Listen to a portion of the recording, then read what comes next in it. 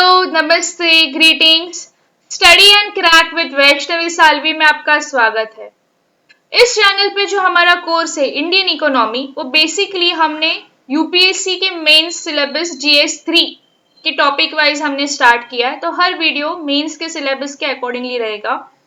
मुझे पता है, मैंने आपको ये भी बोला था कि मैं एनसीईआरटीज के ऊपर वीडियो बनाऊंगी। डेफिनेटली आपके लिए वो वीडियो बन रहा है, बट मैं कहीं पे भी क्वालिटी को अफेक्ट नहीं करना चाहती।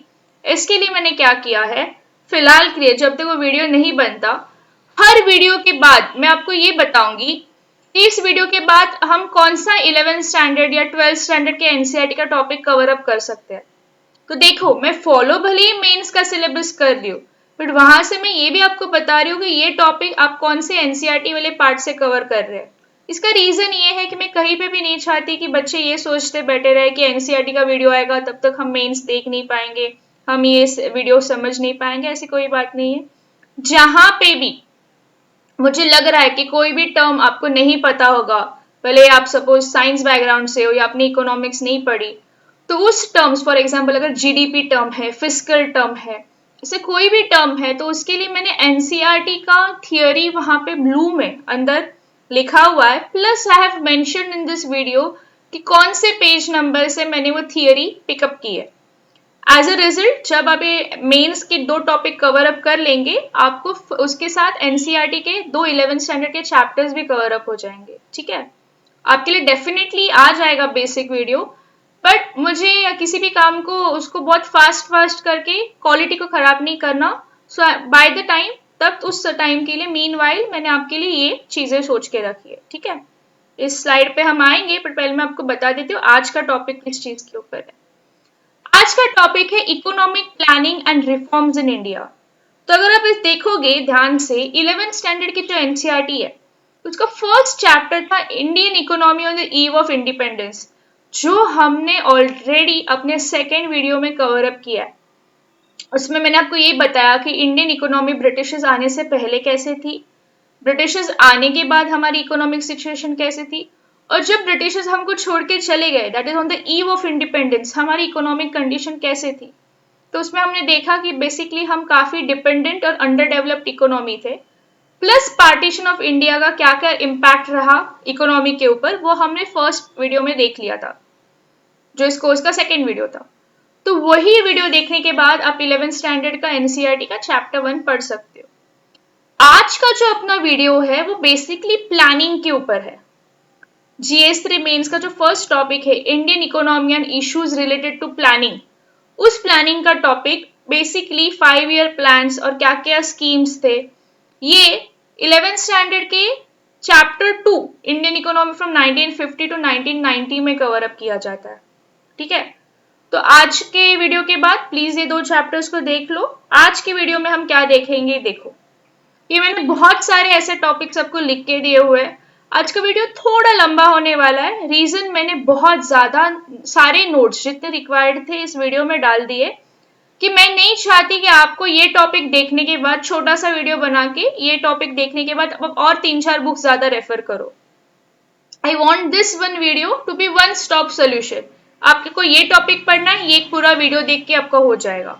ठीक है, तो आज क्या हम देखेंगे, बेसिकली प्लानिंग क्या होता है, फिर हम देखेंगे इकोनॉमिक प्लानिंग क्या होता है, फिर हम देखेंगे कितने टाइप के इकोनॉमिक प्लानिंग्स होते हैं, फिर उनका क्या इंपॉर्टेंस होता है। जनरली प्लानिंग समझने के बाद हम देखेंगे प्लानिंग का इकोनॉमिक डेवलपमेंट में क्या इंपॉर्टेंस है, इंडिया में किस तरह इकोनॉमिक प्लानिंग की गई। अभी मैं आपको एक बात बता देती हूँ। आजकल आप नाम बड़ा सुन रहे होगे, नीति Aayog. NITI Aayog basically makes the economic policies for our country. 2017 से आई हुई है। 1950 से 2017 तक हमारे देश की सारी इकोनॉमिक प्लानिंग कमीशन करता था, जो अभी नीति आयोग हो गया। तो जब प्लानिंग कमीशन ने इकोनॉमिक प्लानिंग की 1950 से लेके, तो आपने देखा होगा क्या क्या 5 ईयर प्लान्स थे, उस टॉपिक पे हम बाद में आएंगे। ठीक है, तो उसके पहले 1950 से पहले जब इंडिया इंडिपेंडेंट हुआ था 1947 में, तो पहला इकोनॉमिक प्लानिंग देश का कब स्टार्ट हुआ, कब किसने सोचा कि as a country whole India को अपना इकोनॉमिक प्लानिंग करना चाहिए, वहां से हम स्टार्ट करेंगे। वहां से प्लानिंग कमीशन आने से पहले 5 प्लान्स थे, उन प्लान्स को हम पढ़ेंगे, उन प्लान्स के क्या क्या ऑब्जेक्टिव्स थे वो हम देखेंगे, फिर हम 5 ईयर प्लान्स को देखेंगे, फिर इन 5 ईयर प्लान्स के बाद क्या क्या अचीवमेंट्स हमको मिली प्लानिंग की वजह से और क्या क्या फेलियर्स हुए वो भी हम देखेंगे। देखो इन अचीवमेंट्स और फेलियर्स में मैंने डेटा 1950 से लेके 2020 का जून तक का डेटा जितना लेटेस्ट अपडेट हो रहा है उतना सारा data I have tried to put. Reason, मैं चाहती हूँ कि आपको एक आइडिया मिले कि इंडिया इंडिपेंडेंट होने के बाद उसकी क्या जर्नी रही है, कि कैसे उसकी इकोनॉमिक पॉलिसीज को प्लान करके क्या क्या सक्सेस मिला, क्या क्या फेलियर मिले। ठीक है, तो भले ही वीडियो थोड़ा लंबा लगे कोई बात नहीं, आपकी एक अंडरस्टैंडिंग डेवलप हो जाएगी, प्लस 11th स्टैंडर्ड के 2 चैप्टर्स भी कवर अप हो जाएंगे। ठीक है, कोई भी चीज पढ़ने से पहले माइंड मैप मैं आपको बता देती हूँ हम कैसे प्रोसीड करेंगे। हम पहले स्टार्ट करेंगे मीनिंग एंड सिग्निफिकेंस। उसमें जब हम नेचर एंड स्कोप देखेंगे इकोनॉमिक प्लानिंग का, तब हम पढ़ेंगे 3 टाइप के प्लानिंग्स की जा 3 टाइप की ये होती है इकोनॉमिक सिस्टम्स। उन इकोनॉमिक सिस्टम्स को समझने के बाद हम देखेंगे इन सब प्लान का इकोनॉमिक डेवलपमेंट में क्या रोल है। फिर हम देखेंगे देश में कैसे इकोनॉमिक प्लानिंग की जाती है। सबसे एक बेस्ट इकोनॉमिक रिफॉर्म जो हमारे देश को बहुत ही पॉजिटिवली इंपैक्ट करता है वो इकोनॉमिक रिफॉर्म्स ऑफ 1991, जब डॉक्टर मनमोहन सिंह हमारे फाइनेंस मिनिस्टर थे और तब एलपीजी रिफॉर्म्स आए। इसको मैंने अलग से एक वीडियो में दिया हुआ है, ये आज की वीडियो में हम नहीं देखेंगे, बट फिलहाल मैंने यहाँ पे इसको ये टॉपिक माइंड मैप में दिया हुआ है। तो planning, economic planning in India के बाद हम 5 ईयर प्लान्स पे आएंगे, उनके क्या अचीवमेंट्स और क्या फेलियर्स है। फिर 2017 तक का, 1950 से लेके 2017 तक का सफर आज हम करेंगे। 17 के बाद जो नीति आयोग आया, नीति आयोग ने क्या क्या एजेंडा, क्या क्या उसके प्लान्स थे, वो हम नेक्स्ट वीडियो में 1991 के रिफॉर्म्स के साथ पढ़ेंगे। ठीक है, तो आज के वीडियो में मैंने आपको थोड़ी सी आइडिया दे दी। और एक चीज मैं आपको बताना चाहूंगी, हर सेंटेंस को मैं वर्बाटिम नहीं पढ़ूंगी। ठीक है, मैंने वो आपको नोट्स दिए हुए। ठीक है, मैं आपको यहाँ पे मीनिंग बताने के लिए हूँ, फिर भी आपको कहीं पे भी किसी भी वर्ड में कुछ भी डाउट लगे प्लीज कमेंट सेक्शन में लिख दीजिए। पहले हम देखते हैं प्लानिंग बेसिकली होता क्या, उसका क्या इंपॉर्टेंस है। देखो आप मुझे बताओ, जब आपको आपके घर का बजट प्लान करना होता है कि मंथली हमें कितना एक्सपेंडिचर करना है, आप खुद आपके डिसीजंस लेते हैं कि आपके पड़ोसी आके आपको बताते हो? तो आप बोलोगे नहीं आपका घर है, आप डिसीजंस लोगे। तो जब भी कोई देश इकोनॉमिक प्लानिंग करता है, it is a symbol of sovereignty. ठीक है, इसी माध्यम के थ्रू आप इकोनॉमिक कंट्री की सिचुएशन को देख सकते हो। आप देख सकते हो क्या क्या प्रॉब्लम्स है और उन प्रॉब्लम्स को सॉल्व करने के लिए क्या प्रोजेक्ट्स और गोल्स होने चाहिए। कोई भी दुनिया की इकोनॉमिक पॉलिसी बनाने के लिए सबसे जरूरी होता है इकोनॉमिक प्लानिंग। आप हमेशा प्लान करके ही कोई भी पॉलिसी बनाते हो, क्योंकि आप प्लान कैसे करोगे, आप देखोगे पूरा सर्वे करोगे, फिर आप देखोगे कहाँ कहाँ क्या क्या प्रॉब्लम्स है, फिर उन प्रॉब्लम्स को सॉल्व करने के क्या सोल्यूशन होना चाहिए, उस चीज को बोलते हैं प्लानिंग। जब भी कोई इंसान प्लानिंग करता है, इसका मतलब वो रिस्पॉन्सिबिलिटी ले रहा है, वो चार्ज ले रहा है चेंज करने का, rather than following some forces blindly. तो प्लानिंग करना बहुत ही ज्यादा जरूरी होता है हर एक के लाइफ में। अब सिंपल सी बात बताओ, अगर आप सपोज अगर किसी हाउसवाइफ ने आज प्लान ही नहीं किया कि क्या खाना बनाना, सो लास्ट मोमेंट पे किचन में वो स्ट्रेस्ड आउट हो जाएंगी। But if it is well planned कि आज क्या मेन्यू बनने वाला है, क्या घर पे इंग्रेडिएंट्स है, तो सारी चीजें स्मूथली फॉलोअप हो जाएगी। इसका मतलब यही होता है कि प्लानिंग जिंदगी में, हर एक की जिंदगी में प्लानिंग बहुत ही ज्यादा इंपॉर्टेंट होता है। स्टूडेंट्स को भी अपनी पढ़ाई टाइम टेबल को प्लान करके बनाना चाहिए। ठीक है, तो आई होप आपको प्लानिंग क्या है समझ में आया। देखो यहाँ पे मैं एकदम वर्ड टू वर्ड नहीं जा रही हूँ, क्योंकि ये बस अंडरस्टैंडिंग के लिए। जब भी मुझे लगेगा, जब मुझे पता है आपको कौन से टॉपिक पे ज्यादा फोकस करना है, तब मैं डेफिनेटली आपसे वो चीजें याद कराऊंगी, डोंट वरी। इकोनॉमिक प्लानिंग क्या होता है? इकोनॉमिक प्लानिंग बेसिकली ये बताता है कि देश में जो भी रिसोर्सेस है उसको कैसे यूज करना है। जब भी हम देश की बात करते हैं, हम किसी एक इंडिविजुअल के बारे में नहीं बात करेंगे, हम जनरल गोल्स लेंगे प्लस स्पेसिफिक ऑब्जेक्टिव्स।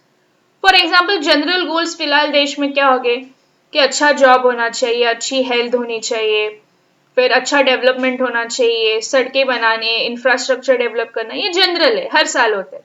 इस साल का स्पेसिफिक क्या होगा कि कोरोना वायरस के ऊपर जल्दी से जल्दी वैक्सीन आना चाहिए, ठीक है, जो भी पेशेंट्स उनको ज्यादा मेडिकल हेल्प करना चाहिए। तो इस बार ये स्पेसिफिक ऑब्जेक्टिव्स हो गए जो एक स्पेसिफिक टाइम पीरियड के पहले होने चाहिए। तो इकोनॉमिक प्लानिंग के ऊपर अगर मेंस में क्वेश्चन आ गया तो उसके लिए मैंने एक जनरल डेफिनेशन दिया हुआ है। Economic planning is defined as a continuous process जिसमें डिसीजंस होते हैं about alternative ways for using available resources with the aim of achieving particular goals at some time in future। इसका मतलब आपके पास जो भी रिसोर्सेस है और आपके जो जो गोल्स है उन गोल्स को अचीव करने के लिए इन रिसोर्सेस को किन किन तरीकों से आप यूज करोगे, alternative ways in a specific period of time. ध्यान से याद रखना, सपोज मैं अगर प्लान कर रही हूँ आपके लिए एनसीईआरटी का वीडियो बनाना, मैं प्लान कर रही हूँ बट मैंने टाइम लिमिट नहीं सेट किया, तो आप मुझे बताओ ये साल आएगा वो वीडियो, अगले साल आएगा, टाइम लिमिट नहीं है तो मैं कैसे बताऊं। तो हमेशा जब भी आप प्लान करते हो आपको ये पता होना चाहिए आपके पास क्या रिसोर्सेस है, किन तरीकों से आप उसको यूज करोगे, plus with in a specified period of time. देश की इकोनॉमिक प्लानिंग सेंट्रल अथॉरिटी करता है। पहले वो प्लानिंग कमीशन था 2017 तक, अभी नीति आयोग है।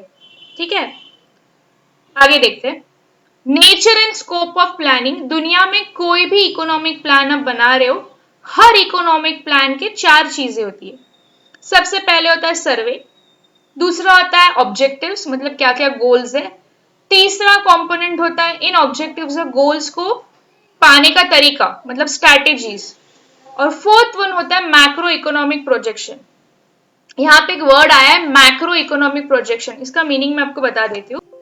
देखो, मैक्रो इकोनॉमिक का मतलब होता है aggregates, group point of view projection.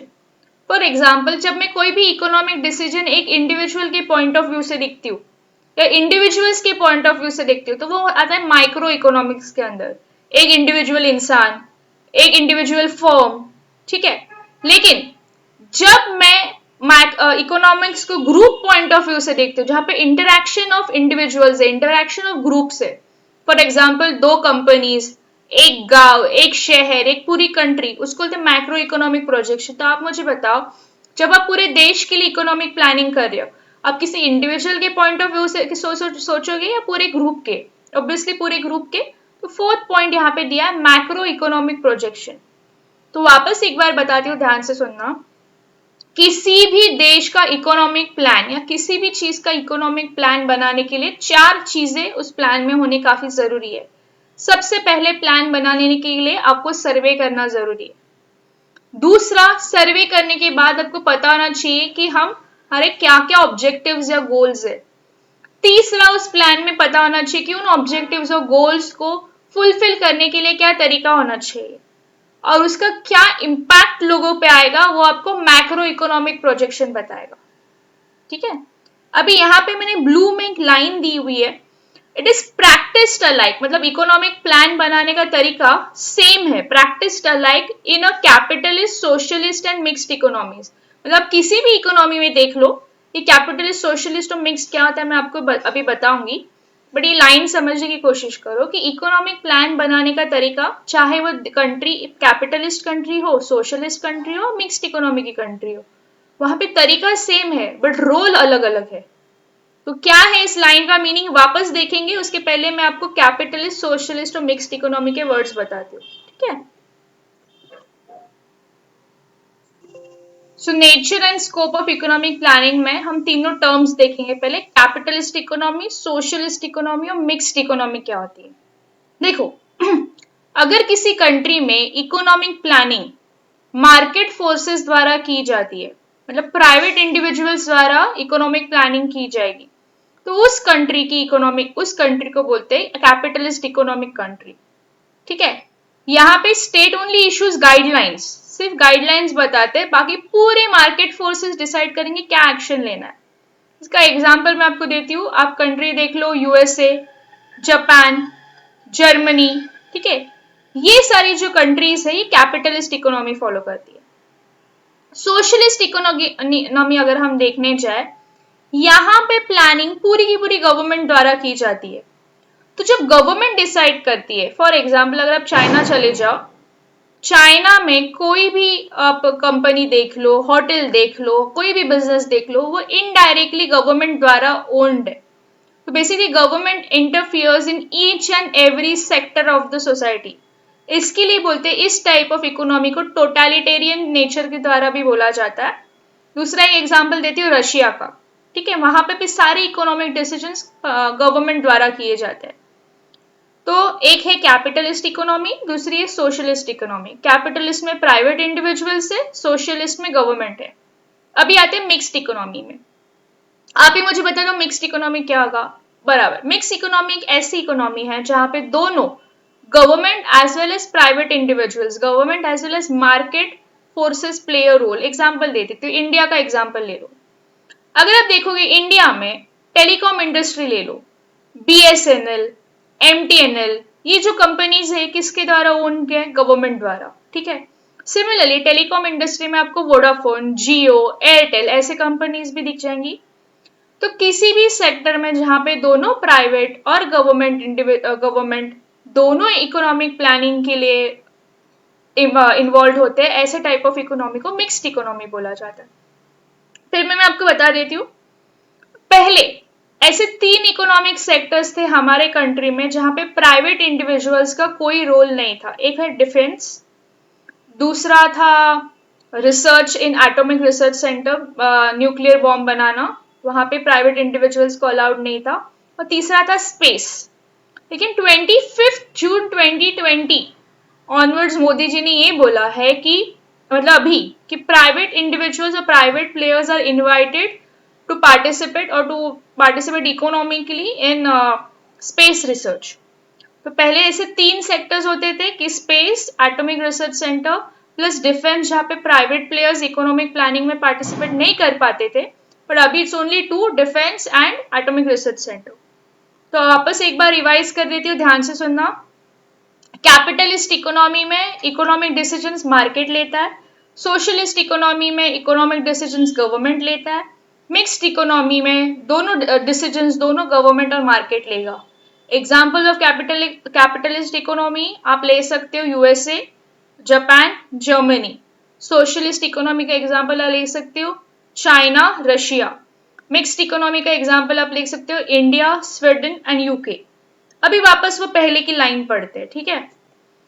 It is practised alike, मतलब इकोनॉमिक प्लानिंग प्लान करने के जो 4 तरीके थे, मतलब 4 पार्ट्स थे, सर्वे, ऑब्जेक्टिव, स्ट्रैटेजीज और मैक्रो इकोनॉमिक प्रोजेक्शन। ये तीनों टाइप की इकोनॉमीज में सेम होता है, बट रोल क्या अलग होगा देखो। जो कैपिटलिस्ट इकोनॉमी होगी वहां पे ऑब्जेक्टिव क्या होगा? प्रॉफिट कमाना। स्ट्रैटेजी क्या होगी? ज्यादा से ज्यादा प्रॉफिट कैसे कमाए। ठीक है, तो मैक्रो इकोनॉमिक प्रोजेक्शन भी उन मार्केट फोर्सेस को हाईलाइट ज्यादा करता होगा। सोशलिस्ट इकोनॉमी भी सर्वे करेंगे, बट वहां पे पॉलिसीज क्या होगी? जो गवर्नमेंट चाहेगी। फॉर एग्जाम्पल अगर कंट्री रशिया है, तो रशिया के ऑब्जेक्टिव ज्यादा कहाँ पे होंगे? इकोनॉमिक इन्वेस्टमेंट करना डिफेंस के ऊपर, सैटेलाइट्स बनाने के ऊपर, ठीक है, या फिर बॉम्ब्स बनाने के ऊपर। तो इसके लिए उनकी पॉलिसीज अलग होगी, भले ही वो चारों रोल सेम प्लान कर रहे हो, survey, objective, strategy and macro economic projection. ठीक है, मिक्स्ड में दोनों प्लेयर्स पार्टिसिपेट करेंगे। इधर आपको अगर थोड़ा आइडिया आ गया है तो अभी तक हमने क्या देखा मैं आपको बता देती हूँ। हमने अभी तक ये देखा कि प्लानिंग क्या होता है, प्लानिंग का इंपॉर्टेंस क्या होता है, कितने टाइप के प्लानिंग्स हो सकते हैं, किसी भी प्लान में क्या 4 फीचर्स होते हैं, और 3 टाइप की इकोनॉमीज। आगे हम पढ़ेंगे सिग्निफिकेंस ऑफ प्लानिंग। ठीक है, ये मैंने पॉइंट्स आपको इसके लिए दिए हैं ताकि अगर आपको एक क्वेश्चन आ गया डायरेक्टली बेसिक कि प्लानिंग के सिग्निफिकेंस बताओ, तो आप लिख सकते हो। इसका मैं आपको एक सिंपल एग्जांपल देती हूँ। प्लानिंग का इंपॉर्टेंस में आपको क्या क्या याद रखना है। जो भी रिसोर्सेज लिमिटेड होती है, फॉर एग्जाम्पल अपने देश में हमारे पास बहुत अच्छा फर्टाइल लैंड है, पानी रिसोर्सेस है, बट क्या हमारे पास ऑयल रिजर्व्स है? नहीं। तो दुनिया में कोई भी ऐसी कंट्री नहीं है जहां पे सारे के सारे रिसोर्सेज अवेलेबल है। हर कंट्री के पास लिमिटेड रिसोर्सेस है, बट इन लिमिटेड रिसोर्सेस को ऑप्टिमली यूज करके ज्यादा से ज्यादा प्रॉफिट कैसे अर्न करा, ये हमें प्लानिंग के थ्रू पता चलता है। ठीक है, प्लानिंग हमको लॉन्ग टर्म डिसीजंस लेने में हेल्प करता है, प्लस हमारे इस डिसीजन से एनवायरनमेंट के ऊपर क्या इम्पैक्ट पड़ेगा, आने वाली फ्यूचर जनरेशंस पे क्या इम्पैक्ट पड़ेगा, ओवरऑल इकोनॉमी पे क्या इम्पैक्ट पड़ेगा। Planning helps us to understand this factors. Effects of different policies and measurements can be traced more systematically because of planning. ठीक है, आगे चलते हैं।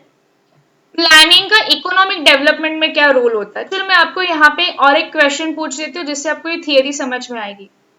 ठीक है, यहाँ पे मैंने आपको लिखा है कि we can understand fully important role क्या होता है प्लानिंग का बाय सीइंग कि ज्यादा से ज्यादा इकोनॉमिक डेवलपमेंट कब होगी, आप मुझे बताओ। अगर आप सारा इकोनॉमिक डिसीजंस गवर्नमेंट के हाथ में दो, प्राइवेट इंडिविजुअल्स के हाथ में दो, या मिक्स्ड इकोनॉमी, तो आप लोग मुझे बताओगे कि ऑब्वियसली आप लोग बताओगे कि जब भी ज्यादा इकोनॉमिक प्रॉफिट चाहिए होता है तो हमको किसी भी बिजनेसमैन के हाथ में डिसीजंस देने चाहिए, that is market forces. A free and unimpeded market system is expected to lead to maximizing the national product to optimum efficiency. इसका मतलब मार्केट फोर्सेस के हाथ में अगर आप इकोनॉमिक प्लानिंग के सारे डिसीजंस दोगे, वो सबसे ज्यादा इकोनॉमिक डेवलपमेंट कराएगा। इसका बहुत ही अच्छा एग्जांपल यूएसए है कि USA is a capitalist economy. However, आप मुझे बताओ, there are certain elements that market forces won't be able to take care of. कुछ ऐसी भी चीज है कि भले ही वो इकोनॉमिकली प्रॉफिट कर रहे हैं बट वो बाकी चीजों पे ध्यान नहीं देंगे। आप मुझे बताओ, सपोज आपने बहुत अच्छा बिजनेस किया, बहुत अच्छे पैसे कमाए, क्या आप उन पैसों को पूरा का पूरा फार्मर्स के लोन्स को वेव ऑफ करने में डालोगे, या फिर क्या आप कोई भी डिजास्टर आ गया उसमें सारे पैसे डाल दोगे, या फिर क्या आप उन पैसों से चैरिटी करोगे, या आप नया बिजनेस ओपन करोगे, provided you are a businessman.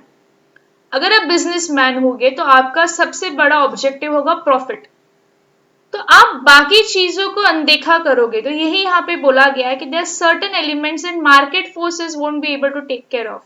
क्या क्या एलिमेंट्स है, मैंने वो मार्क की हुई है। सबसे पहले poverty and inequalities in income distribution. अभी फॉर एग्जाम्पल अगर हमारे देश में आप देखोगे, mister Ambani is very rich, he earns a lot, ठीक है, he is from a capitalist group, क्योंकि उनका एम क्या है, प्रॉफिट करना। ठीक है, will he take into consideration कि ये जो वेल्थ कमाया गया वो इक्वली सबके अंदर डिस्ट्रीब्यूट होना चाहिए, या वो देखेंगे कि देश में ज्यादा गरीबी प्रोवाइड हो रही है तो उनको इक्वल अपॉर्चुनिटीज देनी चाहिए? नहीं। Plus there are no public goods. जब भी आप मार्केट फोर्सेस को इकोनॉमिक डेवलपमेंट का पावर दोगे, वो क्या करेंगे, मार्केट के वेलफेयर के लिए जो भी चीजें जरूरी होगी उसमें इन्वेस्ट करेंगे, पब्लिक के गुड्स और सर्विसेज के लिए नहीं। For example roads, bridges, national defence, जिसके लिए बहुत पैसे लगते हैं, उस पैसों उस चीज के लिए जो लोगों की भलाई के लिए, उसमें कैपिटलिस्ट इकोनॉमी पैसे इन्वेस्ट नहीं करेगा। अभी यहाँ पे एक वर्ड मैंने ऑलरेडी लिख के दिया, there are no externalities associated in the process of production. Externalities का मतलब ये होता है इनडायरेक्ट इम्पैक्ट, जो बाहर से। फॉर एग्जाम्पल मैं आपको बताती हूँ, अगर आप देखने जाओगे, ठीक है, जो अपना ईस्टर्न एक्सप्रेस फ्रीवे है मुंबई में, वहां पे ना थोड़ा एक स्लम वाला एरिया था, वहां पे एक ओपन ग्राउंड था, वहां पे एक बहुत बड़े बिल्डर ने एक बहुत अच्छी सोसाइटी बनाई। तो जब उन्होंने एक बहुत अच्छी सोसाइटी बनाई, उनके आजू बाजू का एरिया, काफी सोसाइटी के बाहर का एरिया काफी ज्यादा खराब था, it was not that clean. तो उन्होंने क्या कर दिया, अपनी सोसाइटी के फ्लैट्स को सेल करने के लिए उन्होंने अपने साइड के एरिया, मतलब बिल्डिंग के बाहर के जितना भी एरिया था उसको ब्यूटीफाई कर दिया, ब्यूटिफिकेशन कर दिया। उन्होंने वहां पे बहुत अच्छा पब्लिक पार्क बना दिया, ठीक है, रोड्स को थोड़ा अच्छा कर दिया। अभी उसका जो बेनिफिट है, जो सोसाइटी के बाहर के पब्लिक गार्डन्स है या रोड्स है, उसका बेनिफिट सिर्फ उस सोसाइटी के लोगों के लिए है कि वहां पे रहने वाले बाकी लोगों के लिए भी है, बाकी लोगों के लिए भी है, राइट। तो इसको बोलते हैं सोसाइटल बेनिफिट, कि आप कोई काम कर रहे हो आपके मतलब के लिए, बट इसका इनडायरेक्ट इम्पैक्ट किसी और पे हो गया और ये पॉजिटिव इम्पैक्ट हो गया। ठीक है, दूसरा एक एरिया बता देती हूँ मैं। फॉर एग्जाम्पल अगर आप देखोगे, एक रिमोट एरिया में एक कंपनी ने अपना नया प्लांट सेटअप कर दिया, ठीक है। पहले उस एरिया के लोगों को कुछ पता नहीं था, पर जब वहां पे एक बड़ी कंपनी सेटअप हो गई, क्या हो गया, अपने आप रोड्स बन गए, उस कंपनी के रहने के लोगों के लिए सोसाइटी बन गई, तो उन सोसाइटी में जो भी फैमिलीज आएंगी उनके लिए स्कूल्स बन गई, पार्क्स बन गई।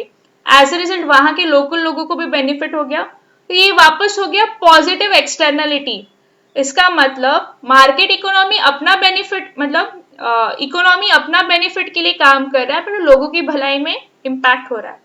पर आप मुझे बताओ, जब मार्केट इकोनॉमी काम कर रहा है तो market economy will basically focus only on profit. तो क्या वो इन एक्सटर्नलिटीज पे इन्वेस्ट करेंगे? नहीं। और एक एग्जांपल बता देती हूँ। फॉर एग्जांपल ऐसे पकड़ लो कि एक कंपनी केमिकल वेस्ट रिलीज कर रहा है, ठीक है। उनको केमिकल वेस्ट अगर ट्रीट करके, मतलब उसको थोड़ा कम हार्मफुल बना के अगर वो रिलीज करेंगे तो सोसाइटी को थोड़ा कम नुकसान पहुंचेगा। पर अगर उस कंपनी का मेन मोटो प्रॉफिट है तो क्या उस केमिकल वेस्ट को ट्रीट करने में वो ज्यादा पैसे इन्वेस्ट करेंगे? नहीं। तो एज ए रिजल्ट क्या होगा, उस कंपनी के बाहर बाजू में जितने भी सराउंडिंग में एरिया में लोग रह रहे वो उस केमिकल वेस्ट की वजह से परेशान हो जाएंगे। तो इसका हम बोलेंगे निगेटिव एक्सटर्नलिटी। इसका मतलब उस कंपनी ने जानबूझ के आजू बाजू के लोगों को बीमार नहीं बनाया, और उसका इनडायरेक्ट इम्पैक्ट आ गया। तो एक्सटर्नलिटीज का मतलब होता है इनडायरेक्ट इम्पैक्ट, चाहे वो अच्छा हो सकता है बुरा हो सकता है। अगर इकोनॉमी मार्केट फोर्सेस के हाथ में है तो मार्केट फोर्सेस बिल्कुल ध्यान नहीं देंगे कि लोगों की इसमें से भलाई हो रही है तो हम इसको करें, या इसमें लोगों का नुकसान हो रहा है तो हमको इसको रिड्यूस करना चाहिए। ठीक है, तो मैं आपको अभी ये बता रही हूँ कि मार्केट फोर्सेस के हाथ में पूरा का पूरा इकोनॉमी क्यों नहीं मिलना चाहिए। पहला, वो पॉवर्टी की तरफ ध्यान नहीं देंगे। दूसरा, वो पब्लिक गुड्स में इन्वेस्ट नहीं करेंगे। तीसरा, एक्सटर्नलिटीज पे भी ध्यान नहीं देंगे। फोर्थ पॉइंट यहाँ पे मैंने दिया economies of scale. Economies of scale का मतलब क्या होता है? फॉर एग्जाम्पल सपोज ओके, आप ट्रेन से ट्रैवल कर रहे हो। ट्रेन का टिकट अगर आप देखने जाओगे, पकड़ लो आपको ट्रैवल करना है फ्रॉम मुंबई टू दिल्ली, और आपके ट्रेन का टिकट कॉस्ट है 1000 रुपीज। ठीक है, एक ट्रेन एक टाइम पे पकड़ लो 100 लोगों को लेके जा रही है। 100 लोगों ने 1000 रुपए के टिकट निकाले, तो एज ए रिजल्ट कितना इनकम हो जाएगा उस ट्रेन का, कितना खर्चा हो जाएगा? 100 इंटू 1000 कर दो, कितना हो जाएगा? 1 लाख। 1 लाख का फ्यूल उस ट्रेन को लगा, एंड ऑब्वियसली पकड़ लो 50,000 का फ्यूल उस ट्रेन को लगा, 50,000 ट्रेन का प्रॉफिट हो गया। तो ट्रेन जब होती है, जब ट्रेन लोगों को लेके जाएगी मुंबई टू दिल्ली, तो train is going in profit. पर आप मुझे बताओ, जब आप कार से दिल्ली जाने का सोच रहे हो, private person tries to think of taking 100 people to Delhi, तो कार में एक इंसान का दिल्ली जाने का खर्चा या कार का मुंबई से दिल्ली जाने का खर्चा होगा, पकड़ लो 10,000 रुपए। एक कार में कंफर्टेबली सिर्फ 3 लोग जा सकते हैं सामान के साथ। तो 100 लोगों को भेजने के लिए कितनी सारी कार्स लगेंगी, कितना ज्यादा पैसा इन्वेस्ट करना पड़ेगा, एंड ऑब्वियसली पीपल वोंट पे सो मच। तो इकोनॉमीज ऑफ स्केल के बारे में ये बताया जाता है कि जब इंडस्ट्रीज, ठीक है, लार्ज अमाउंट पे प्रोड्यूस करती है, जब वो बहुत ज्यादा अमाउंट पे प्रोड्यूस करती है, एज ए रिजल्ट क्या होगा, प्रोडक्शन एक्सपांड होने पे कॉस्ट ऑफ प्रोडक्शन उनका कम हो जाता है। क्योंकि प्राइवेट सेक्टर सिर्फ उनके पास इतना सफिशिएंट कैपिटल नहीं होगा, वो इन बेनिफिट्स से प्रॉफिट नहीं कमा पाएंगे। एग्जांपल रेलवेज और पावर डिस्ट्रीब्यूशन। रेलवेज और पावर डिस्ट्रीब्यूशन को फंक्शन करने के लिए it's only government that can do. So आप सिर्फ प्राइवेट इंडिविजुअल्स के हाथ में सारे पावर्स दे दोगे तो इकोनॉमीज ऑफ स्केल भी नहीं हो पाएगा। ठीक है, आगे देखते हैं और क्या क्या हो सकता है।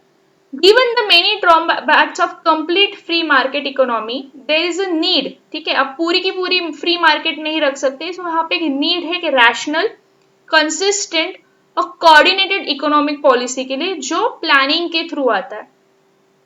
प्लानिंग हमको ये गारंटी कराता है कि मैक्सिमम नेशनल इनकम को, ठीक है, टाइमली कैसे यूज करके मिनिमम इनइक्वालिटीज होनी चाहिए। ठीक है, मतलब जितने पैसे आए मैक्सिमम ही सबके अंदर डिस्ट्रीब्यूट होने चाहिए। हर इंसान जो उस इकोनॉमी का पार्ट है, he should benefit from that. The means employed में भी डायरेक्ट और इनडायरेक्ट, चाहिए तो आप डायरेक्टली उसको सैलरी दे दो, ठीक है, टैक्स दे दो, या इनडायरेक्टली आप उसको क्या करोगे, पब्लिक में इन्वेस्ट कर दो, या फिर आप उनको पेंशंस दे दो, या उनको सब्सिडीज दे दो। ठीक है, तो प्लानिंग में बेसिकली क्या किया जाता है, प्लानिंग में वेलफेयर देखा जाता है, सारे सेक्टर्स को इन्वॉल्व किया जाता है। अगर फ्री मार्केट होगा तो सिर्फ सिलेक्टेड पीपल ही बेनिफिट करेंगे, ओवरऑल पब्लिक बेनिफिट नहीं करेगा। तो ये थियरी मैंने इसके लिए दे दी, अगर सपोज एग्जाम में क्वेश्चन आ गया कि should the market be a complete free economy, तो नहीं, क्यों नहीं, तो ये आपको ड्रॉबैक्स लिखने। ठीक है, थोड़ा आगे बढ़ते economic of planning in India start कर। आपको अगर किसी ने भी पूछा कि हमारे देश की आर्थिक व्यवस्था यूनिक क्यों है, तो इसके बहुत तीन बड़े इंपॉर्टेंट रीजन है। पहले, India is practising economic planning with a democratic mixed economy, मतलब हमारे पास मिक्स्ड इकोनॉमी भी है, बट कैसी है? डेमोक्रेटिक, लोगों का रोल है उसमें। प्लस हमारा देश ऐसा ही सीधा छोटा देश नहीं है, हमारे देश में बहुत सारे कल्चर्स, बहुत सारे डाइवर्सिटी है, जियोग्राफिकली, रीजनली, लैंग्वेजेस में, हर चीज में। ठीक है, तो हमारे देश में एक तो डेमोक्रेटिक मिक्स्ड इकोनॉमी है, प्लस हमारे देश में डाइवर्सिटी है। और सबसे ज्यादा इंपॉर्टेंट हमारा इकोनॉमिक प्लानिंग क्यों है? क्योंकि जब हमने स्टार्ट किया था, that is on the eve of independence, हमने काफी खस्ता हालत से स्टार्ट की थी, काफी शैबी इकोनॉमिक कंडीशन से इकोनॉमिक प्लानिंग स्टार्ट किया था। तो इन तीन चीजों की वजह से हमारा इकोनॉमिक प्लानिंग बहुत ही ज्यादा यूनिक और इम्पोर्टेंट है। ठीक है, नॉन स्टैट्यूटरी और स्टैट्यूटरी बॉडी क्या होती है मैं आपको बता देती हूँ। देखो, जो स्टैट्यूटरी बॉडी होती है वो बेसिकली टैक्स पेयर्स या गवर्नमेंट के फंड से रन करती है, और वो यूजुअली बनने में कोई लॉ पास किया जाता है। नॉन स्टैट्यूटरी बॉडी जो होती है उसको गवर्नमेंट फंडिंग नहीं मिलती, मतलब बेसिकली चैरिटी, टैक्स पेयर्स के पैसे नहीं मिलते, और वो एक सिंपली एग्जीक्यूटिव ऑर्डर या एक डिसीजन पे बनाई जाती है। नॉन कॉन्स्टिट्यूशनल बॉडी मतलब प्लानिंग कमीशन बनाना, ये कॉन्स्टिट्यूशन में मेंशन नहीं था। तो आप देख रहे हो कि ये प्लानिंग कमीशन को बेसिकली इतने राइट्स नहीं थे। 1950 में जब ये बनाया गया था, बस एक ऑर्डर पास करके बनाया गया था, कोई लॉ पास नहीं हुआ था, या फिर इसको कॉन्स्टिट्यूशन में मेंशन भी किया नहीं गया था। So you can challenge it. इसके क्या क्या फंक्शंस थे देखेंगे। First, it makes an assessment of the material, चाहे वो कैपिटल हो या ह्यूमन रिसोर्स हो, and formulates a plan for the most effective and balanced utilization resources। इसका मतलब प्लानिंग कमीशन सबसे पहले असेस करेगा कि क्या क्या मटेरियल, क्या क्या पैसे, क्या क्या ह्यूमन रिसोर्सेस हमारे कंट्री के पास है, और उस हिसाब से इन सारे रिसोर्सेज को सबसे बेस्ट यूज करने का क्या तरीका होगा वो ये बताएगा। प्लस ये उस तरीके को स्टेजेस में बताएगा कि प्लान में सबसे पहले किस चीज को ज्यादा प्रायोरिटी दी जानी चाहिए। प्लस ये कंडीशंस बताएगा कि क्या कंडीशंस हमें बनाने पड़ेंगे जिससे ये प्लान ज्यादा एग्जीक्यूट किया जाएगा। ठीक है, फॉर एग्जांपल आप सिंपली पकड़ लो कि आपको एक हॉलिडे पे जाना है, तो सबसे पहले आप देखोगे कितने लोग आने वाले, कितने पैसे हैं, क्या क्या मटेरियल है अपने पास। फिर आप देखोगे कि जब आपको जाना है कहीं पे भी ट्रिप पे, कौन कौन सी जगह होगी, क्या क्या सबसे पहले आपको करना है, प्रायोरिटी वाइज आप सेट करोगे। फिर आप देखोगे ये कब पॉसिबल होगा, ऑब्वियसली जब आपको छुट्टी मिलेगी, तो कौन कौन से टाइम पे आपको हॉलीडेज पॉसिबल है, क्या कंडीशंस आपको सेट करनी पड़ेगी। सिंपली आप हॉलीडे प्लान कर रहे हो, यहाँ पे प्लानिंग कमीशन देश की इकोनॉमी प्लान कर रहा है। तो मैंने जैसे आपको बोला था कि प्लानिंग स्टार्ट होने से पहले, प्लानिंग कमीशन आने से पहले देश में 5 प्लान्स आके गए। इन प्लान्स पे कभी कभार एक बार यूपीएससी क्वेश्चन पूछ लेता है और हमें पता होना चाहिए। तो हम पहले जाते हैं नेशनल प्लानिंग कमेटी 1938। ये प्लानिंग कमेटी नेहरू जी के चेयरमैनशिप के अंदर बना था 1938 के सेशन में कांग्रेस के। इस कमेटी ने क्या क्या बोला था देखना। First, the state should own और कंट्रोल ऑल की industries and services which are likely to become monopolistic in character. तो नेहरू जी की इस नेशनल प्लानिंग कमेटी ने सबसे पहले ये बोला कि सारी जो इंडस्ट्रीज और सर्विसेज है जो फ्यूचर में मोनोपोलिस्टिक बन सकते हैं, फॉर एग्जांपल बोलो रेलवेज या कुछ भी, तो उसका स्टेट पूरा कंट्रोल गवर्नमेंट के पास होना चाहिए। दूसरा, agriculture is crucial to draw up a scheme of national planning, मतलब इन्होंने बोला कि इस प्लान में एग्रीकल्चर को भी इंपॉर्टेंस दिया गया। प्लस उन्होंने बोला प्लानिंग ऐसी होनी चाहिए कि अभी जो लोगों का स्टैंडर्ड ऑफ लिविंग है वो 10 साल में डबल होना चाहिए।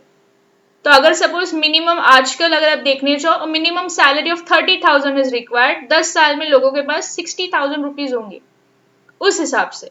तो अभी हमको क्या क्या याद रखना है प्लीज देखो। 1938 का जो प्लानिंग पहला प्लान था national planning committee NPC, chairman कौन थे? नेहरू जी। ठीक है, उन्होंने इसमें 3 पॉइंट्स बोले थे। सबसे पहले, state should have control of all की इंडस्ट्रीज जो फ्यूचर में मोनोपोलिस्टिक हो सकते हैं। फिर उन्होंने एग्रीकल्चर के ऊपर बात किया, प्लस उन्होंने दावा किया कि प्लानिंग ऐसी होनी चाहिए कि 10 साल में standard of living condition double होना चाहिए। ये था 1938 का प्लान, मतलब 92 इयर्स पहले का, सबसे पहले 92 इयर्स हो गए ये पहले इकोनॉमिक प्लान को आके। दूसरा प्लान था गांधीयन प्लान। देखो 38 के बाद 6 साल बाद गांधी जी का प्लान, देखो नेहरू जी आ गए, गांधी जी भी आ गए। Although not an economist, भले गांधी जी पूरे इकोनॉमिक्स नहीं थे, but he advocated certain policies with regard to development of agriculture and small scale industries. ठीक है, गांधी जी ठीक है उन्होंने ज्यादा इकोनॉमी के ऊपर नहीं बताया, बट फिर भी वो हमेशा बताते थे एग्रीकल्चर, इंडियन एग्रीकल्चर को कैसे डेवलप करना चाहिए, स्मॉल स्केल इंडस्ट्रीज को कैसे बनाना चाहिए। और the Gandhian plan incorporating this policies was prepared by, किसने प्रिपेयर किया था, तो श्रीमान नारायण एंड आचार्य। ठीक है, आचार्य SN अग्रवाला इन 1944। तो अब इसको ऐसे याद करना, अच्छा ये एक पॉइंट है, सॉरी 2 हो गए, पर याद रखो गांधी जी खुद इकोनॉमिस्ट नहीं थे, ठीक है, बट वो Indian agriculture small scale industries के ऊपर फोकस करते थे। तो उनके इन विचारों को, उनके इन पॉलिसीज को 2 लोगों ने इनकल्परेट किया एक प्लान में। वो कौन 2 लोग थे, एक श्रीमान नारायण और दूसरे आचार्य SN अग्रवाला। इन 2 लोगों ने प्लान बनाया गांधीयन प्लानिंग का, जिसको गांधीयन मॉडल ऑफ डेवलपमेंट भी बोलते हैं। देखो इस चीज के बारे में मैं आपको एक बात बताती हूँ, गांधी जी का एक सेंटेंस है बैक टू विलेजेस। इसका मतलब वो इसी रिगार्ड पे आता है गांधीयन प्लान के। बैक टू विलेजेस का ये मतलब नहीं होता कि वो बोलते कि मॉडर्नाइजेशन करे ही ना, वो बोलते कि हम विलेजेस के पास बैक जाके विलेजेस को इतना डेवलप करेंगे कि लोग विलेजेस और सिटीज के बीच का डिफरेंस भूल जाएंगे। So that is what Gandhi ji's views were about economic development. तो देखो वापस एक बार रिवाइज करा तो ध्यान से सुनना। 1938 में national planning committee Nehru ji, उन्होंने 3 पॉइंट्स दिए। पहला, state should own control over all की इंडस्ट्रीज जो फ्यूचर में मोनोपोलिस्टिक हो सकती है। दूसरा, उन्होंने एग्रीकल्चर के ऊपर बात किया। तीसरा, उन्होंने बात किया कि 10 साल में स्टैंडर्ड ऑफ लिविंग डबल होना चाहिए। उसी के 6 साल बाद गांधी जी का गांधीयन प्लान आया। गांधीयन प्लान गांधी जी ने स्टार्ट नहीं किया था, पर गांधी जी के तत्वों के ऊपर था। गांधी जी के क्या तत्व थे, Indian agriculture and small scale industries. किन 2 लोगों ने किया था, श्रीमन नारायण एंड आचार्य SN अग्रवाला। इन्होंने क्या बोला था, इस प्लान को basically Gandhian model of development भी बोला जाता है। इसी साल जब गांधी जी का प्लान आया, another plan came as Bombay plan 1944। Please याद रखना, बॉम्बे प्लान, बॉम्बे तब इंडस्ट्रियलिस्ट का एरिया होता था, तो बॉम्बे प्लान बेसिकली 8 इंडस्ट्रियलिस्ट ने बनाया, which is also conceived as a plan of economic development. इन्होंने बोला पर कैपिटा इनकम 15 साल में डबल करेंगे। देखो नेहरूयन प्लानिंग कमेटी बोल रहा है 10 साल में क्या करने वाले, स्टैंडर्ड ऑफ लिविंग डबल। ये बोल रहे पर कैपिटा इनकम 15 साल में डबल करेंगे। It propose minimum living conditions on the basis of calories, clothing and housing. अभी ध्यान से देखना, अभी तक हम देख रहे थे नेहरू और मोदी जी एग्रीकल्चर के ऊपर बात कर रहे थे, लेकिन जब इंडस्ट्रियलिस्ट लोग प्लान बनाते हैं तो वो क्या बात कर रहे हैं, मिनिमम किसी भी लिविंग स्टैंडर्ड कंडीशन में क्या क्या चीज होनी चाहिए, कितने कैलोरीज इंसान खाता है, clothing and housing, basic necessities of life, रोटी कपड़ा मकान। ठीक है, और it also provide included provisions about mass education, road construction and power industry. अभी इसका एक रीजन मैं बता देती हूँ। इंडस्ट्रीज लोगों को इंडस्ट्रीज बनानी थी, बट उसको इंडस्ट्रीज में काम करने के लिए एजुकेटेड लोग चाहिए थे। इंडस्ट्रीज के सामान लेके जाने के लिए अच्छे रोड्स चाहिए थे। इंडस्ट्रीज को फंक्शन करने के लिए अच्छा पावर सप्लाई चाहिए था। That's the reason they focused on these 3 points: mass education, road construction, power industry. ठीक है, तो बॉम्बे प्लान अगर आप देखने जाओ तो आपको लगेगा कि this is relatively going towards more development.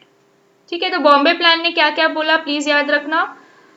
ये बात कर रहा है पर कैपिटा इनकम 15 साल में डबल करेगा, मिनिमम लिविंग स्टैंडर्ड कंडीशंस, रोटी कपड़ा मकान पे फोकस किया, प्लस इन्होंने बोला कि it also include provisions about mass education, road and power industry, जो उनके इंडस्ट्रीज के लिए बेनिफिट है। ठीक है, 3 प्लान हमने देख लिया। National planning committee 1938, Gandhian plan, Bombay plan 1944। फिर आता है people's plan, drafted bye communist leader MN Roy. MN Roy की और एक स्पेशलिटी है जो पॉलिटिकल साइंस में है, आप मुझे प्लीज कमेंट सेक्शन में बताना या आप ढूंढो कि MN रॉय का नाम क्यों फेमस है। एम एन रॉय ने 1945 इमीडिएटली 1944 में दो प्लान आने के बाद एम एन रॉय ने सोचा कि हम क्यों पीछे रहे, उन्होंने भी एक प्लान स्टार्ट किया, that was people's plan. It prescribed increased production in every sphere of economic activity and stressed upon equitable development. अभी तक आप देख रहे हो नेशनल प्लानिंग कमेटी और गांधीयन प्लान एग्रीकल्चर पे थे, बॉम्बे प्लान इंडस्ट्रीज पे थे. पीपल तो दोनों जगह है ना, गांव में भी और इंडस्ट्रीज में भी. तो इसके लिए एम एन रॉय ने क्या बोला, हर सेक्टर, हर स्फीयर ऑफ इकोनॉमिक एक्टिविटी में प्रोडक्शन बढ़ना चाहिए and he stressed on equitable development. मतलब वो ऐसे नहीं चाहते कि अमीर और अमीर बने जाए, गरीब और गरीब. वो उन्होंने बोला सबका विकास होना चाहिए. Its main emphasis was on agricultural development. क्यों? Because it formed the foundation of Indian economy on eve of independence. इसका मतलब जब भारत स्वतंत्र हुआ तो सबसे पहले हमने किस चीज पे फोकस किया था, एग्रीकल्चर. वही एक चीज थी सबको आती थी. 80% population was dependent upon agriculture. तो इसके लिए इन्होंने बोला ज्यादा लोगों का डेवलपमेंट करने के लिए हमको एग्रीकल्चर पे डेवलप करना चाहिए. ये हो गया अपना फोर्थ प्लान. इसके 5 साल बाद सर्वोदया प्लान आया 1950 में. ठीक है, एक चीज आप हमेशा याद रखो कि गांधी जी को फॉलो करने के लिए दो लोगों ने हमेशा बहुत सिंसियरली गांधी जी के रूल्स को फॉलो किया. एक है जयप्रकाश नारायण जेपी, उनको ये भी बोला जाता है, और दूसरे है विनोबा भावे. ठीक है, आपको बहुत सारे ऐसे पॉलिटिशियंस दिखेंगे. So at some point of time even Nehru ji had a conflict with Gandhi ji over a view, ठीक है, but Vinoba Bhave never ever contradicted any view with Gandhi ji. वो हमेशा विनोबा भावे, जयप्रकाश नारायण, गांधी जी के व्यूज के साथ सिंक में रहे. ठीक है, तो सर्वोदया प्लान नाम से आपको पता चलता है सबका उदय. इट वॉज ड्राफ्टेड, किसने ड्राफ्ट किया था, Jayaprakash Narayan. It was inspired by Gandhian plan. Gandhian plan कौन से साल में है, 1944. And philosophy of Vinoba Bhave. Obviously अभी गांधीयन प्लान है तो किन चीजों पे फोकस करेगा, agriculture, small scale industries. It also had a pessimistic view of modern and foreign technology. ठीक है, पेसिमिस्टिक मतलब थोड़े रिलेटिवली निगेटिव व्यू था, क्योंकि उनको ऐसे लगता था मॉडर्न और फॉरेन टेक्नोलॉजी से अभी अभी हम एक्सपीरियंस करके गुजरे हुए, तो वो इतने कीन नहीं थे उन चीजों पे. It also focused on land reforms and participatory planning. देखो ये एक बहुत इंपॉर्टेंट पॉइंट है. अभी तक जितने 5-4 अपने प्लान्स पढ़े और ये फिफ्थ वन, आइदर सब एग्रीकल्चर या इंडस्ट्रीज पे फोकस कर रहा है. ठीक है, जो बॉम्बे प्लान वाले है वो मास एजुकेशन, लिविंग स्टैंडर्ड कंडीशंस, इस पे फोकस कर रहा है, बट कोई भी लैंड रिफॉर्म्स के बारे में बात नहीं कर रहा. अगर आप देख रहे हो ब्रिटिशर्स आने से पहले हर गांव के पास अपना कुछ लैंड था, फिर ब्रिटिशर्स ने उस लैंड को कवर अप किया, फिर बाद में गवर्नमेंट आ गया तो बहुत सारे लोगों की जमीनें छीन ली गई, बहुत सारे लोग ऐसे ही लैंडलेस हो गए थे. तो उनकी लैंड रिफॉर्म्स के बारे में किसने पहले बात किया, जयप्रकाश नारायण ने. तो quick revision of 5 plans before we move on to 1950 का प्लानिंग कमीशन. तो देश में सबसे पहला प्लान आया 1938 में, नेशनल प्लानिंग कमेटी. चेयरमैन कौन थे, नेहरू जी. ठीक है, इन दैट उन्होंने 3 चीजों पे फोकस किया. सबसे पहले उन्होंने बोला कि state should have control over all की इंडस्ट्रीज जो मोनोपोलिस्टिक हो सकती है. फिर उन्होंने एग्रीकल्चर के ऊपर फोकस किया. फिर उन्होंने बोला कि 10 साल में हम क्या करेंगे, स्टैंडर्ड ऑफ लिविंग कंडीशंस को डबल करेंगे. जैसे नेहरू जी का प्लान आके गया, फिर आया गांधीयन प्लान 1944 में. वो गांधी जी ने नहीं लिखा था, बट गांधी जी के विचारों पे था. किसने लिखा था, उसको लिखा था एस.एन. अग्रवाला और श्रीमान नारायण ने. ठीक है, आचार्य एस.एन. अग्रवाला, श्रीमान नारायण. उस प्लान में हमने क्या देखा, तो उन्होंने बोला एग्रीकल्चर और स्मॉल स्केल इंडस्ट्रीज पे फोकस करना चाहिए. उसी साल पीपल्स प्लान आया जो आर्ट इंडस्ट्रीज, ये पीपल्स प्लान था, उसी साल बॉम्बे प्लान आया जो आर्ट इंडस्ट्रियलिस्ट ने बनाया था. उस प्लान में सबसे पहले क्या बताया गया कि अगले 15 साल में पर कैपिटा इनकम को डबल करेंगे. ठीक है, फिर उन्होंने mass education, road construction, power industry पे फोकस किया. प्लस उन्होंने मिनिमम लिविंग कंडीशंस, कैलोरीज और क्लोथिंग एंड हाउसिंग पे फोकस किया. फिर आता है people's plan 1945 by M N Roy. उन्होंने बोला हर इकोनॉमिक एक्टिविटी को डेवलप करेंगे. स्पेशली उन्होंने ज्यादा इंपॉर्टेंस एग्रीकल्चर को दिया. क्योंकि वो चाहते थे कि एग्रीकल्चर पे ज्यादा से ज्यादा इंडियंस निर्भरित थे, जैसे हमने देखा ईव ऑफ इंडिपेंडेंस के टाइम पे। लास्ट प्लान जो इंडिविजुअल प्लान आया before planning commission, that was Sarvodaya plan by Jayaprakash Narayan, influence by Gandhi ji, plan and philosophy of Vinoba Bhave. उन्होंने वापस एग्रीकल्चर और स्मॉल स्केल इंडस्ट्रीज के ऊपर बात किया, क्योंकि ये थोड़े रिलेटिवली प्रिमिटिव नेचर के थे, तो इसके लिए उनको मॉडर्न और फॉरेन टेक्नोलॉजी पे इतना विश्वास नहीं था, पेसिमिस्टिक व्यू रखते थे, निगेटिव व्यू रखते थे। But this was the first plan जिसने लैंड रिफॉर्म्स के ऊपर इन्फॉर्म किया, पार्टिसिपेटरी प्लानिंग। उन्होंने बोला सबको प्लान बनाते हुए सबको इन्वॉल्व करो ताकि लोग अपना ओपिनियन दे सके। सो आई होप आपको ये पहले 5 प्लान समझ में आए। इकोनॉमिक प्लानिंग के ऑब्जेक्टिव्स ऑफ इकोनॉमिक प्लानिंग, ये 1950 के टाइम के प्लानिंग है, आज है 2020। अभी हम देखेंगे कि 70 साल में क्या इनके ऑब्जेक्टिव्स फुलफिल हुए हैं कि अभी भी सेम है। तो देखो, जब एक्चुअली बेसिकली प्लानिंग बनाई गई थी, सबसे पहला इंडिया का एक ही ऑब्जेक्टिव था कि जल्दी जल्दी इकोनॉमिक ग्रोथ करेंगे विद सोशल जस्टिस, मतलब सबकी तरक्की होनी चाहिए, ठीक है। उसके लिए आप ऐसा कोड वर्ड याद रख सकते हो, जेम्स। जेम्स में पहला जी था ग्रोथ, जिसमें इंक्रीज इन जीडीपी बोला गया है। अगर आप देखोगे आजकल हमारी जीडीपी काफी ज्यादा डिक्रीज, खस्ता हालत में है, ठीक है। फिर है इक्विटी। इक्विटी का मतलब है कि इकोनॉमिक प्रॉस्पेरिटी सबको इक्वली डिस्ट्रीब्यूट पहुंचनी चाहिए, सारे गरीबों को भी मिलना चाहिए। पर अगर आप देखोगे हमारे देश की गरीब ज्यादा और गरीब होते जा रहे, तो गैप बढ़ रही है, इक्विटी बिल्कुल नहीं हो रही। Modernisation, adaptation of new technologies and positive change in social outlook. यहाँ पे आप बोल सकते हो हम मॉडर्न हो रहे, बट फिर भी अभी भी देश के कुछ ऐसे सेक्टर्स है जिनका मॉडर्न होना बाकी है। फोर्थ पॉइंट है सेल्फ रिलायंस, जिसका मतलब होता है आत्मनिर्भरता। अभी भी मोदी जी बात कर रहे हैं हमें आत्मनिर्भर होना चाहिए, reduce our dependence on foreign countries.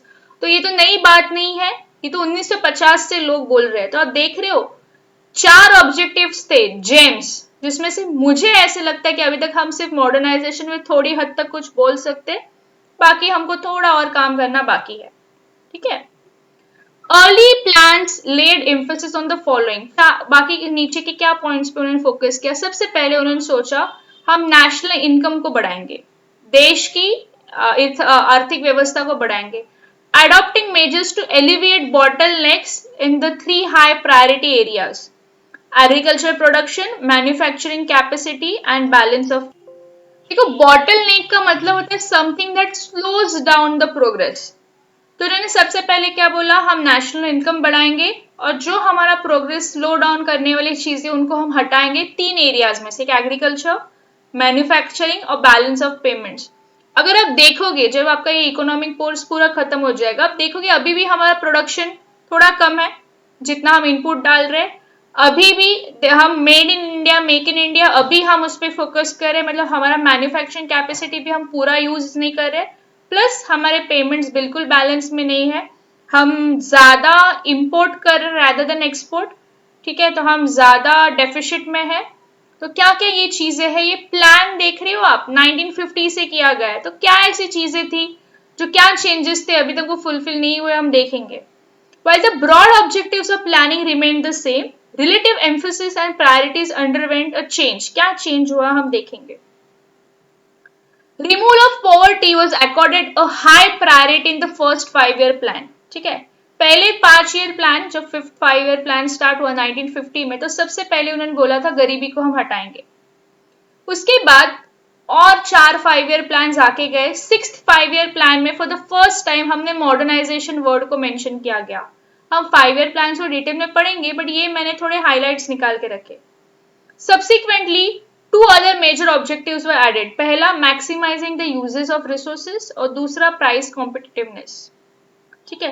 तो ये 5-year plans बेसिकली क्या थे, क्या है उनके बारे में डिटेल में हम ये नेक्स्ट क्लास में पढ़ेंगे, ठीक है। तो आज के क्लास में आपको क्विक रिविजन करा देती हूँ। आज हमने क्या पढ़ा, प्लानिंग क्या होता है, प्लानिंग का इंपॉर्टेंस क्या होता है, 3 टाइप की इकोनॉमीज, प्लस इन इकोनॉमीज का इंडिया के इसमें क्या रोल है, क्यों इंडिया के इकोनॉमिक प्लानिंग इंपॉर्टेंट है, जब हमने इंडिया में इकोनॉमिक प्लानिंग स्टार्ट की थी क्या ऑब्जेक्टिव्स थे, और इंडिया की प्लानिंग कमीशन बनने से पहले कौन से 5 प्रिमिटिव प्लान्स थे। और अभी हम देखेंगे नेक्स्ट वीडियो में, इसके पार्ट 2 में 5 ईयर प्लान्स कौन से थे और उनको डिटेल में पढ़ेंगे। ठीक है, इधर तक अगर आपको कुछ भी डाउट हो please please comment in this comment box. ठीक है, थैंक यू।